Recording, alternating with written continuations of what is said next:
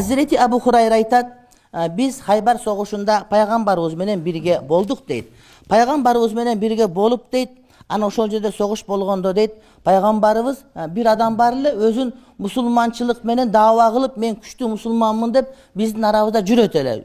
Жүрүш турушу, кебетесинин бардыгы, айткан сөздөр мен мусулманмын деп доогер болгон адамды айтып туруп, хада мин ахлин нар, ошол тозок адамдарынан, тозокко түшө турган адам деп бирөөнү айтты дейт.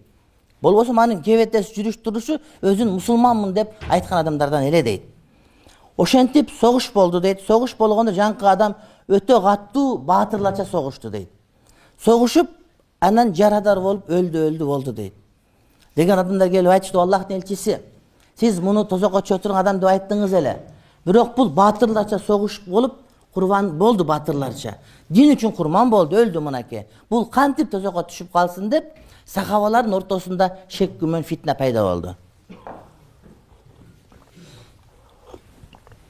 Бул күфүрлүк келтирген жок, башка келтирген жок. Бул батырларча курман болду. Мына согушту өлдү деди. Деп адамдарда күмөн пайда болуп, анан адамдар кээ бирле толкуп баштады. Ошондо кокустан кабар келип калды. Тигил адам өлбөптүр, катуу жарадар болуп өлгөндөй болуп калган экен, көрсө жаны бар экен, тирүү экен деген кабар келди.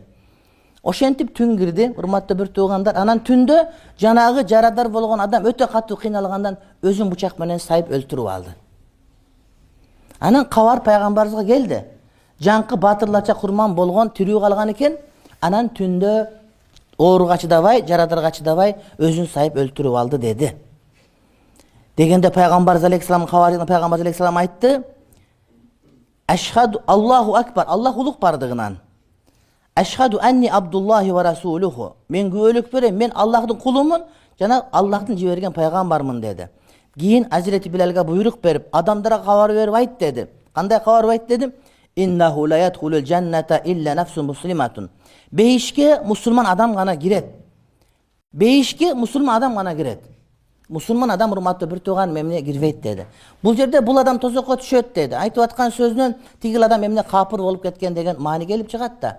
Балким ошол адам өзүн өлтүрсө болот деген фатваны чыгарып алып, ошол өзүн өлтүргөндү адал деп этикат кылгандык үчүндүр.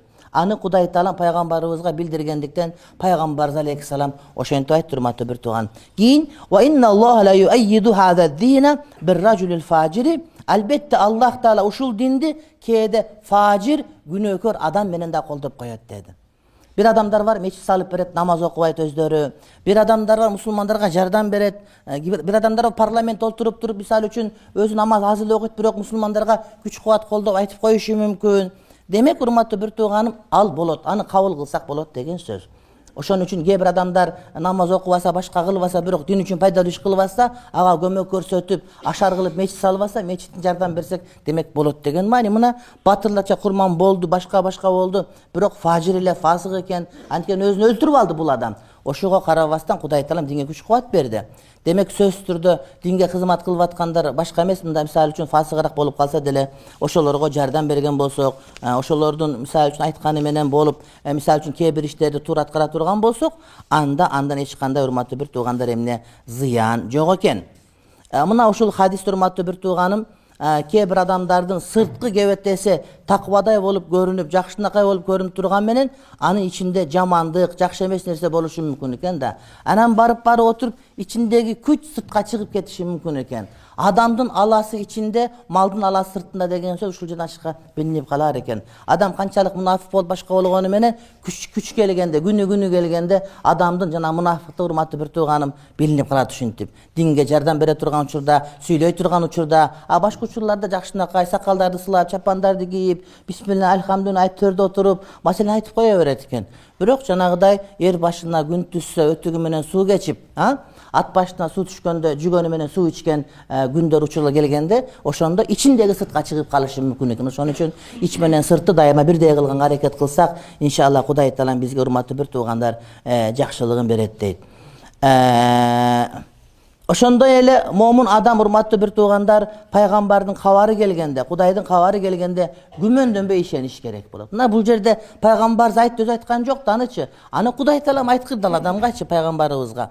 Анан ушул адам тосоку болот десе кантип эле деп адамдар күмөндөнүп, пайгамбар чын пайгамбар бекен, жалган пайгамбар бекен деген сөздү, васвасаны шайтан көкөтүрө салып баштады. Түп чындыкка чыкты. Ошон үчүн бизге пайгамбардын кабары келгенде, Кудайдын кабары Курандан окуганыбызда ага дароо ишениш керек. Акылыбыз жетпей атат, илимибиз жетпей атат деген менен, урматтуу бир тууганым, бирок ыйман жетиш керек болот да.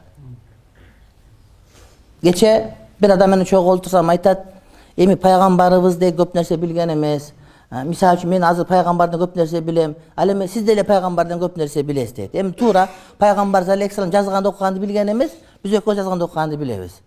Бирок ага илим эмес, анда вахий бар. Ал пайгамбар, ага Кудай таалам акыйкаттын нурун жөнөткөн, вахий менен келген зат, ал улуу зат, ал урматтуу бир тууганым. Ал затты баалай албаган адамдар, алардын акылы чектелүү деген гана сөздү, урматтуу бир туугандар, туюндурат. Ошон үчүн момун адам Аллахтын кабары келгенде, пайгамбардан кабар келгенде күмөндөнбөстөн туруп эмне дароо ишенгенге аракет кылыш керек. Мына ошол, урматтуу бир тууганым, жакшы болот. Андан сырткарыдагы ибраттын бардыгы ошол акырына байланышат, урматтуу бир тууганым. Bir adam günah iş kılıp atıp durup, bирок sırtı günahkor görüngen menen жүрөгү таза, жүрөгү чындап ыйманга ишенген болушу мүмкүн да, ошол ичинен сыртында чыгып туруп акырында балким келме менен кетиши толук түрдө мүмкүн. Ошон үчүн этият болушубуз керек. Момун адамдын бейишке киришинин шарты ошол адамдын чыныгы мусулман болуп, пайгамбар алейхиссаламга эмне этикат кылган, урматтуу бир туугандар, адам болуш керек.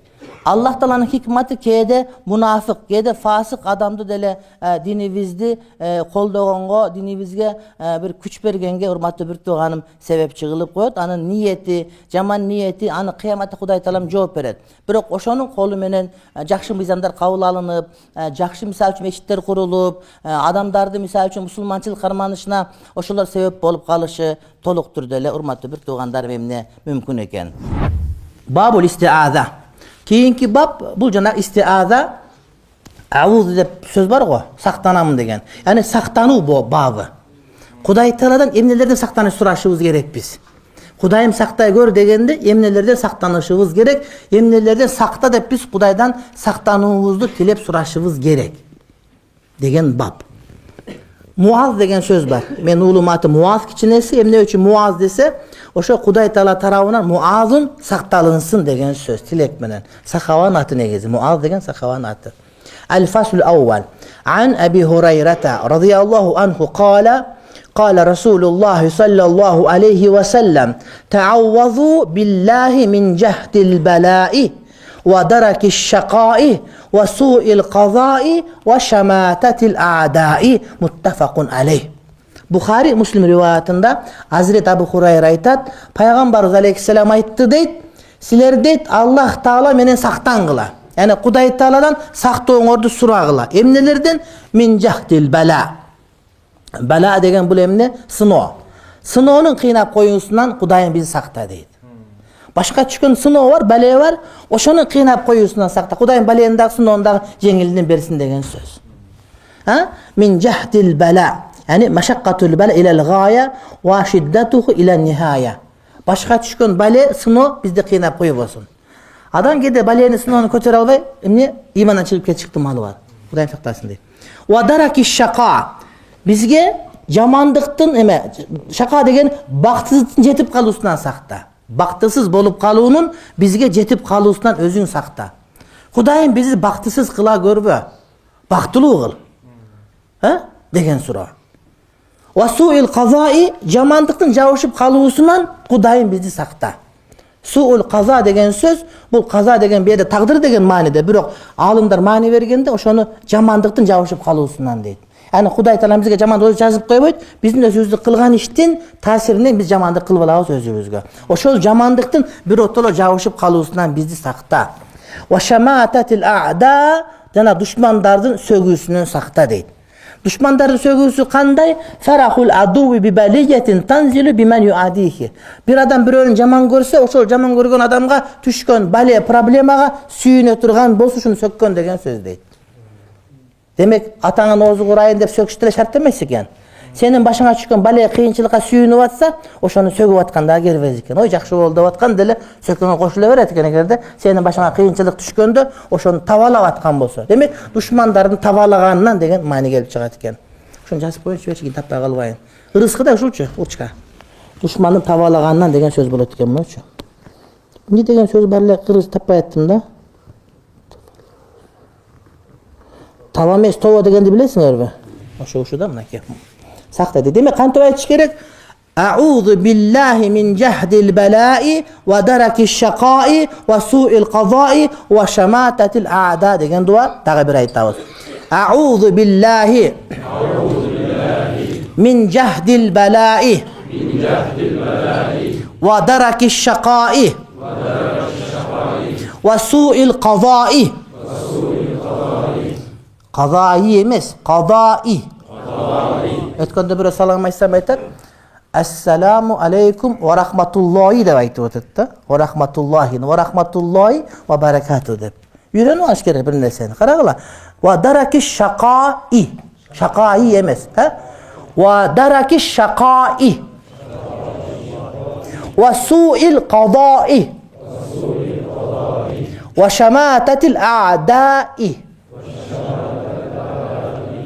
A'udhu billahi min jahdil bala'i wa darakis shaqa'i wa su'il qada'i wa shamatatil a'da'i. Uşul duanı aytıp, uşlarda saklanıp yürüyüş gerek dep Peygamber öğretken. Balki başında problemi yok, bir uşlar gelip kalıvasın degen söz.